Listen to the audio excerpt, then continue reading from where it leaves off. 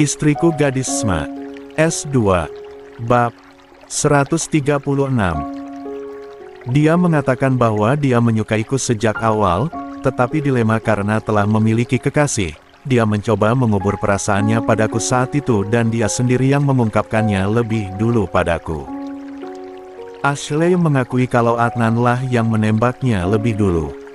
Aku terkejut, sungguh.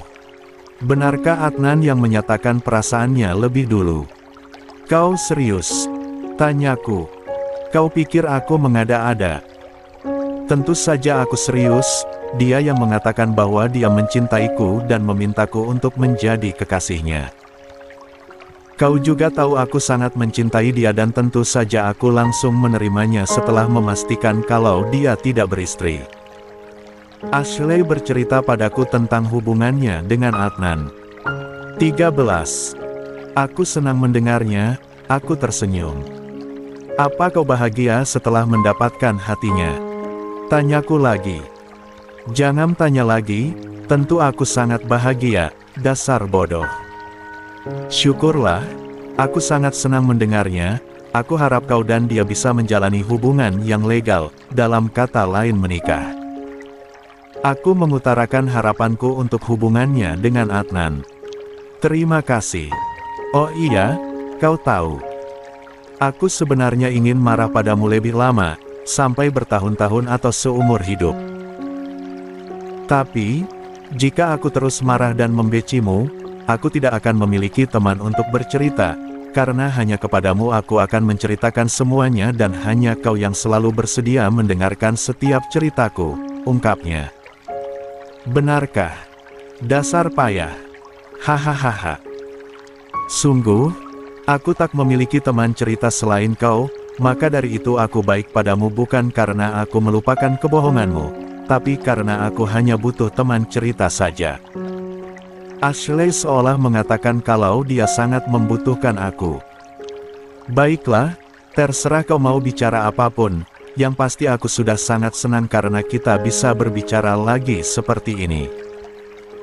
Ashley tidak berbicara lagi selama beberapa detik. Aku masih menempelkan ponselku di daun telinga, menunggu Ashley untuk berbicara kembali. Jason, apakah aku boleh berkunjung lagi ke rumahmu? Tanyanya kemudian. Tentu saja, kau boleh datang ke rumahku kapanpun kau mau, pintu rumahku akan selalu terbuka untukmu. Justru aku sangat menunggu kedatanganmu, karena Natasha juga merindukanmu. Aku ada rencana akan datang ke Indonesia minggu depan, tetapi aku belum mengatakan apapun pada Adnan karena aku ingin memberinya kejutan. Aku tidak tahu, apakah Adnan akan senang dengan kedatanganku atau tidak, tetapi aku tetap ingin datang karena aku ingin melihat dia secara langsung, aku sangat merindukannya. Ungkap Ashley lagi. Kapanpun kau akan datang kemari beritahu aku, agar aku dapat menjemputmu ke bandara. Kedatanganmu sangat aku tunggu, kalau bisa kau seharusnya tinggal saja bersamaku di sini, agar kau juga bisa terus dekat dengan Adnan. Entahlah kalau soal itu, aku juga belum meminta izin kepada ibu atau ayah untuk tinggal bersamamu. Sejujurnya, aku juga ingin tinggal di rumahmu itu, agar aku bisa bermain bersama Darren dan Natasha setiap harinya, terlebih lagi aku juga ingin bisa terus melihat Adnan. Kalau kau mau, aku bisa berbicara kepada bibi dan paman untuk memintakan izin agar mereka mengizinkanmu tinggal bersamaku, bagaimana? Tawarku. Apakah itu akan berhasil? Kau tahu bukan, di sini aku berkuliah. Tak mungkin ayah maupun ibu akan mengizinkan aku untuk tinggal di negara asing, sementara kuliahku belum selesai. Ashley tampaknya memang ingin tinggal bersamaku, tapi dia tak yakin orang tuanya akan mengizinkan, mengingat Ashley masih kuliah. Jangan berkecil hati, aku yakin paman dan bibi akan mengerti keinginanmu. Aku akan berbicara dengan mereka nanti, semoga saja mereka bisa memberikan izin untukmu. Ya, aku harap mereka akan memberikan izin untukku, sehingga aku bisa tinggal bersamamu dan kita tidak usah berjauhan lagi seperti ini. 14. Benar, Akan lebih baik jika kita bisa hidup bersama berdampingan, agar aku juga tidak merasa kesepian dan dengan begitu aku bisa merasakan kehadiran seseorang dari keluargaku.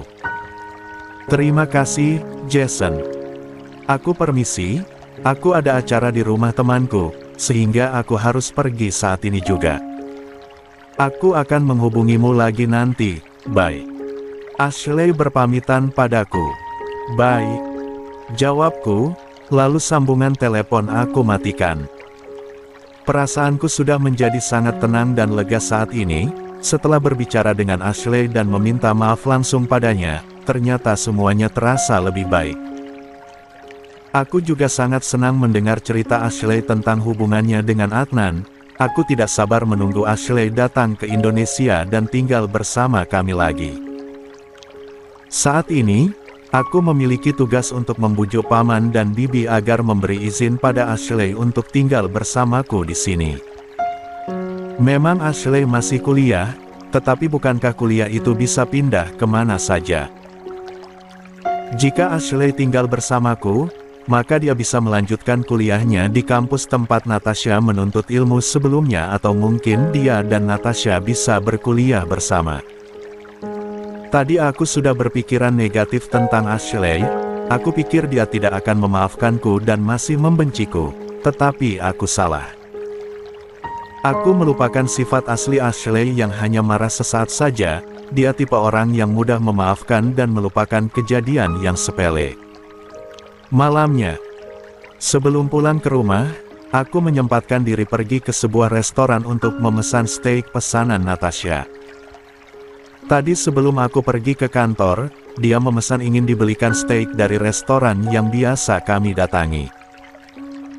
Aku sudah mengatakan bahwa aku bisa membawanya langsung ke restoran dan makan malam di luar, tetapi Natasha menolaknya, dia bilang dia sedang ingin makan steak di rumah. Aku memasuki restoran itu dan segera memesan satu porsi steak dan juga burger kesukaan Natasha, sambil menunggu aku duduk-duduk di meja pelanggan. Pak Bosya. Suara seseorang mengejutkanku, hingga aku langsung menoleh ke arah suara.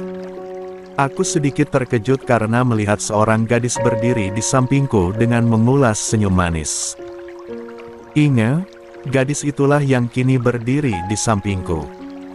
Aku membalas senyumannya simpul, tak mau disebut sombong hanya karena tidak membalas senyuman orang lain dengan senyuman.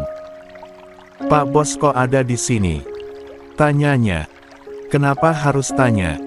Bukankah ini tempat makan?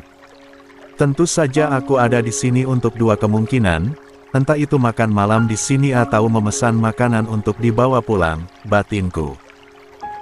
Ah ya, saya datang ke sini karena mau memesan sesuatu untuk dibawa pulang, jawabku. Kenapa nggak makan di sini aja, Pak Bos? Lagi pengen makan di rumah, mau makan sama istri. Saya kira Pak Bos mau makan di sini, kalau Pak Bos mau makan di sini nggak apa-apa deh saya yang bayarin, hehehe. 15. Niat sekali dia ini. Batinku lagi. Aku hanya bisa mesem. Kenapa Inge sangat sok akrab denganku? Padahal kami hanya beberapa kali bertemu dan tidak pernah mengobrol banyak, pertemuanku dengannya terjadi di dua tempat. Pertama, di acara lamaran Adnan dan Wina dan kedua ketika di pasar membeli ketupat. Aku rasa saat pertemuan kami di pasar itu, aku dan dia tidak mengobrol begitu banyak, kami juga tidak akrab. Tapi kenapa Inge selalu bersikap seolah kami sudah mengenal lama, dia juga selalu bersikap seolah-olah kami ini sangat akrab. Sejujurnya, aku sangat risih setiap kali bertemu dengannya, karena dia seperti tidak bisa membedakan cara berbicara dengan orang yang sudah lama dikenal dan orang yang baru dikenal. Aku tahu, mungkin itu memang sifatnya yang mudah bergaul dan supel kepada siapapun, tetapi aku tidak menyukai tipe orang seperti Inge, karena bagiku orang-orang seperti itu nampak tidak sopan. Mungkin hanya Vera yang aku suka walaupun sifatnya hampir sama dengan Inge. Kau tahu maksudku? Bukannya aku sombong karena aku seorang bos, tapi menurutku kita bisa mudah akrab dengan siapa saja, tetapi harus bisa menempatkan setiap kalimat dan cara berbicara kepada orang tersebut. Di dunia ini, tidak semua orang suka dengan orang sok akrab dengan dirinya, termasuk aku. Inge, tanpa dipersilahkan pun duduk di kursi di depanku, senyumannya selalu terukir di wajah. Harus aku akui, Inge memang sangat cantik, kulitnya kuning langsat, rambutnya dicat pirang, wajahnya memakai riasan dan lipstik merah yang tebal. Pakaiannya tidak seksi, namun sangat ketat hingga menunjukkan lekuk tubuhnya dengan sangat jelas, terutama di bagian dada dan bokong yang seakan tercetak sempurna oleh celana jeansnya. Inge memiliki tubuh yang seksi menurutku, dengan ukuran dada dan bokong yang besar. Namun, tubuh Inge terbilang kecil, tidak sebanding dengan besarnya bagian dada dan bokong yang bagiku sendiri tidak menarik. Kalau dibilang pilih-pilih, aku memang tipe orang yang sangat pilih-pilih terhadap penampilan seorang wanita, bukan aku tidak menyukai wanita yang seksi yang berdada dan bokong besar. Aku sebagai lelaki normal, tentunya menyukai wanita dengan ukuran besar dua bagian itu, namun tentu saja itu hanya bisa dilihat olehku, bukan dengan sengaja memakai pakaian yang ketat lalu ditunjukkan kepada setiap orang. Aku lebih menyukai tubuh Natasha, walaupun dada dan bokongnya tidak besar dan juga dia tidak seseksi Inge, tetapi di mataku Natasha selalu sangat seksi ketika dia memakai lingerie atau gaun malam di hadapanku saja. Inge terus menatapku dan aku memilih untuk menundukkan kepala dan berpura-pura bermain ponsel, agar tidak usah bertatap mata dengannya. "Pak Bos, rumahnya di mana?" Dia tiba-tiba menanyakan rumahku. "Oh ya, halo, gue ada di jalan mau balik nih." "Hah, lu udah ada di rumah?" Oke, gue balik secepatnya." Aku langsung menempelkan ponsel ke telinga. Aku tidak berminat untuk menjawab, karena sebenarnya aku takut jika memberitahu dia di mana rumahku, dia akan datang ke rumah dan membuat kekacauan, maka aku berpura-pura menerima telepon. Inge memperhatikan aku yang sedang berpura-pura menelepon dengan seseorang, dia pasti ingin berbicara lagi denganku, tapi aku tidak akan memberikannya celah. 16. "Iya, gue bentar lagi sampai kok, lu tunggu aja di rumah." Aku melanjutkan sandiwaraku. Menambah waktu bicara sambil menunggu pelayan membawakan pesananku, agar aku bisa langsung pergi. Beberapa menit kemudian, seorang pelayan datang membawakan pesananku. Aku segera membayar dengan masih berpura-pura mengobrol di telepon. Karena sudah mendapatkan pesananku, aku berpura-pura mematikan teleponnya dan berdiri dari tempat dudukku. "Saya duluan ya, teman saya menunggu di rumah." Aku permisi pada Inge. Iya. Tanpa menunggu Inge bicara lagi, aku segera keluar dari restoran dan masuk mobil. "Fiuh, akhirnya bisa pergi juga," ucapku lega. Aku langsung pergi dari tempat itu untuk pulang, rasanya seperti baru keluar dari sebuah penjara dan bisa menghirup nafas segar ketika aku telah pergi jauh dari tempat itu. 17. "Sayang, bangun." Sebuah suara terdengar di telingaku, suara yang sangat halus dan lembut, malah terdengar seperti nyanyian pengantar tidur, yang membuat mataku semakin enggan terbuka. "Sayang, bangun ih." Suara lembut itu berganti menjadi suara yang agak lantang, hingga membuat mataku terbuka seketika. Aku masih sangat mengantuk, mataku masih agak sulit terbuka lebar, masih samar-samar juga terlihat sosok yang membangunkanku. "Hei, ayo bangun, ini udah siang loh," katanya mau pergi ke gym sama Mas Adnan, tapi tidurnya malah kebablasan gini. Omelnya. Kini aku dapat melihat dengan jelas siapa yang mengomeli aku, tentu saja Natasha. "Apa?" tanyaku, berusaha mengumpulkan kesadaran sepenuhnya. Katanya hari ini mau ke gym sama Mas Adnan, kenapa tidurnya bablas gini? Ini udah jam 9 loh. Iya. Aku, kan semalam gadang, wajar dong kalau tidurnya bablas, aku membela diri. Bukannya gak boleh, tapi Mas Adnan pasti nunggui diajak sejak tadi, kasihan loh. Aku menarik pinggangnya dan memeluk erat, menenggelamkan wajahku di perutnya. Bentar lagi ya, masih ngantuk, ucapku manja. Hei, Mas Adnan kasihan nungguin, sebaiknya kamu cepat mandi dan bersiap, katanya mau maco, masa ia males-malesan pergi ke gymnya. Bawel ah. Aku beranjak dari dudukku dan pergi ke kamar mandi untuk mandi sebentar agar rasa kantukku hilang. Kemarin aku mengajak Adnan untuk pergi bersamaku ke gym, aku ingin berolahraga dan membentuk ototku lagi, iri rasanya melihat Adnan yang tubuhnya lebih bagus dariku.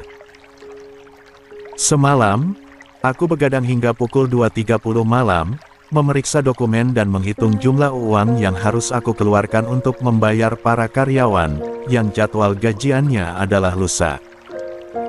Sisanya, aku serahkan pada manajer keuangan dan aku bisa santai tanpa perlu memikirkan lagi masalah pembayaran gaji. Aku tidur pada pukul 3:04 lebih sedikit, lalu bangun salat subuh dan tidur lagi hingga Natasha membangunkanku. Aku mengguyur tubuhku dengan air shower, membubuhkan sampo dan sabun mandi hingga tubuhku berbusa. Ah, segarnya. Sedang asyik mandi, pintu kamar mandi terbuka, Natasha masuk dengan hanya mengenakan handuk. "Kamu ngapain masuk?" tanyaku. Masih nanya, kalau aku masuk kamar mandi, itu artinya mau mandi, masa iya aku masuk kamar mandi buat masak, aneh. Jawabnya ketus. 18. Bukan gitu, kamu ngapain mandi sama aku? Gak takut kalau aku nyerang kamu? Idih. Lagian siapa juga yang mau mandi sama kamu, aku mau berendam kok. Natasha mengisi bathtub dengan air dan sabunnya, lalu masuk ke dalamnya dan berendam. Mungkin karena Darren sudah tidur setelah dimandikan tadi, sehingga Natasha ingin bersantai sebelum Darren bangun. Melihat Natasha berendam, aku malah ikut masuk ke dalam air. "Kamu ngapain masuk kemari sih? Bukannya cepat-cepat mandinya supaya bisa cepat pergi, malah ikutan masuk," omelnya. "Biarin, aku bisa pergi atau nggak ke gym sesuka hati, lagian nggak ada yang bayarin, kan, aku bayar sendiri ke gym, jadi biarin aja mau jadi pergi atau nggak akan ngerugiin orang lain." "Iya, tapi kasihan Mas Adnan, pasti udah berharap banget kamu ngajak dia pergi, jadinya kamu PHP-in orang kalau nggak jadi pergi." "Aku bakalan pergi kok, tapi sebentar lagi. Pengen berendam dulu sama kamu di sini."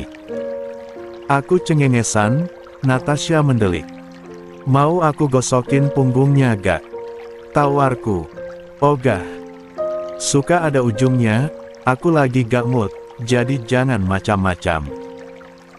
Dia langsung menolak, tahu kalau setiap aku menggosok punggungnya saat mandi, akan berakhir dengan sesuatu.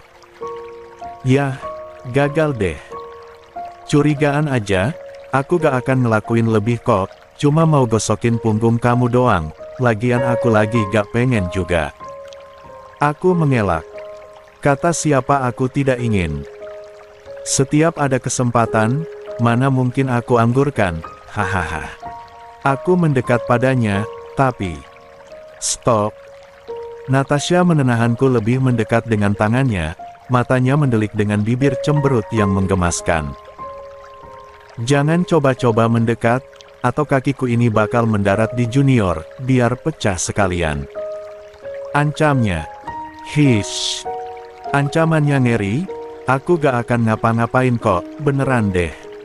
Aku mencoba meyakinkan dan mendekat lagi.